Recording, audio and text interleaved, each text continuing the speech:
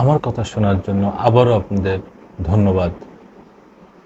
সেনাপ্রধান বলেছেন 18 মাসের ভিতরে যাতে নির্বাচন হয় সেই বিষয়ে সম্পূর্ণ সমর্থন দেবে ডক্টর মোহাম্মদ ইউনূস সরকারকে। তিনি আরও বলেন যাতে সুন্দর এবং সুষ্ঠুভাবে সেই নির্বাচন হয় সেই বিষয়ে উনি পূর্ণ সমর্থন দিবেন এবং যতগুলো বাহিনী আছে সব বাহিনীকে গোছানো এবং তাদের শৃঙ্খলা ফিরিয়ে আনার ব্যাপারেও ডক্টর মোহাম্মদ ইউনূসের সরকারের প্রতি পূর্ণ সমর্থন আছে। এই কথাগুলো বলেছেন উনি রয়টার্স নামে এক সংবাদ মাধ্যমকে। এই বিষয়ে প্রথম আলো কি বলে একটু শুনেন। 18 মাসের মধ্যে যাতে নির্বাচন হয় সেই জন্য অন্তর্বর্তী সরকারকে সমর্থনের অঙ্গীকার সেনাপ্রধানের। যে কোনো পরিস্থিতিতে অন্তর্বর্তীকালীন সরকারকে সমর্থনের অঙ্গীকার করেছেন সেনাপ্রধান জেনারেল ওয়াকারুজ্জামান। আগামী 18 মাসের মধ্যে যাতে নির্বাচন হতে পারে সেই জন্য গুরুত্বপূর্ণ সংস্কারগুলো সম্পূর্ণ করতে এই সরকারকে সমর্থনের প্রতিশ্রুতি দিয়েছেন। গতকাল সোমবার বার্তা সংস্থা রয়টার্সকে দেওয়া এক সাক্ষাৎকার সেনাপ্রধান এসব কথা বলেন। তার সাক্ষাৎকারের ভিত্তিতে আজ মঙ্গলবার একটি প্রতিবেদন প্রকাশ করেছে রয়টার্স। ছাত্র জনতার অভ্যুত্থানে 5 আগস্ট প্রধানমন্ত্রী পদ থেকে পদত্যাগ করে শেখ হাসিনা ভারতে চলে যান। পরে অন্তর্বর্তী সরকার গঠিত হয়। গতকাল রাজধানী ঢাকায় নিজ কার্যালয়ে বসে রয়টার্সকে একটি সাক্ষাৎকার দেন সেনাবাহিনী প্রধান।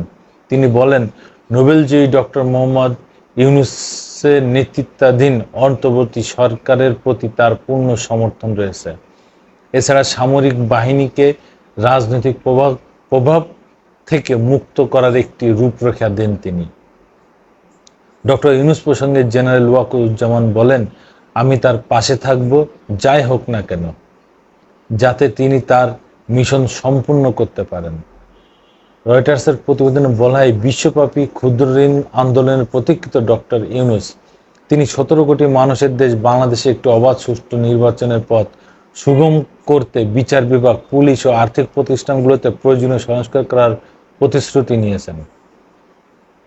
হাসিনা ক্ষমতাচ্যুত হওয়ার কয়েক সপ্তাহ আগে সেনাপ্রধান দায়িত্ব গ্রহণ করেছিলেন। তিনি বলেন, সংস্কারের ধারাবাহিকতায় 1 থেকে 1.5 বছরের মধ্যে গণতন্ত্র উত্তরণ ঘটা উচিত। তবে সেই জন্য তিনি ধৈর্য ধরে প্রয়োজনীয়তার উপর জোর দেন।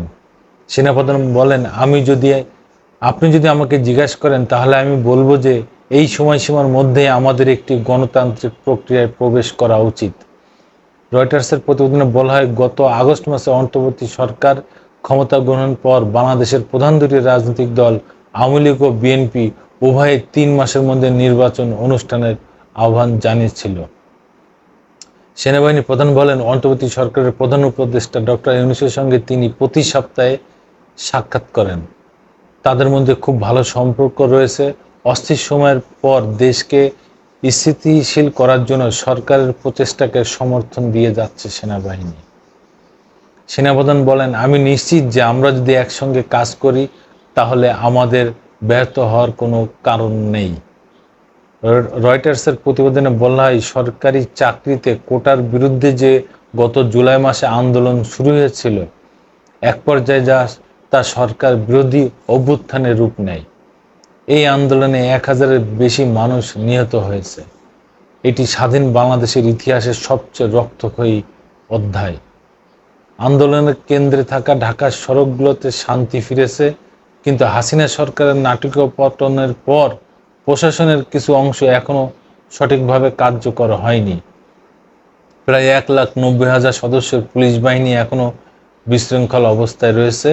এই অবস্থায় সেনাবাহিনী দেশব্যাপী আইন শৃঙ্খলা রক্ষার দায়িত্বে এগিয়ে এসেছে। একটি রক্তক্ষয়ী স্বাধীনতা যুদ্ধের মাধ্যমে 1971 সালে বাংলাদেশের জন্ম। 1975 সালে প্রধানমন্ত্রী শেখ মুজিবুর রহমানকে হত্যার পর বাংলাদেশে সামরিক শাসনের অধীনে চলে যায়। 1990 সালে সামরিক শাসক হোসেন মোহাম্মদ এরশাদ একটি গণ অভ্যুত্থানে ক্ষমতাচ্যুত হন। এর মধ্য দিয়ে বাংলাদেশ গণতন্ত্র পূর্ণ প্রতিষ্ঠিত হয়। সেনাপ্রধানের এমন বক্তব্য আসলে ভালো ইঙ্গিত দিচ্ছে। অবশ্যই 18 মাসের ভিতরে গণতন্ত্র ফিরে আসা উচিত এবং এরপরে একটা নির্বাচন দিতে হবে। সেই নির্বাচনে একটা গণতন্ত্র সরকার প্রতিষ্ঠিত হবে, এটাই আশা করি। আবার আসবো নতুন কোনো কথা নিয়ে, নতুন কোনো ঘটনা নিয়ে। আমি প্রিন্স।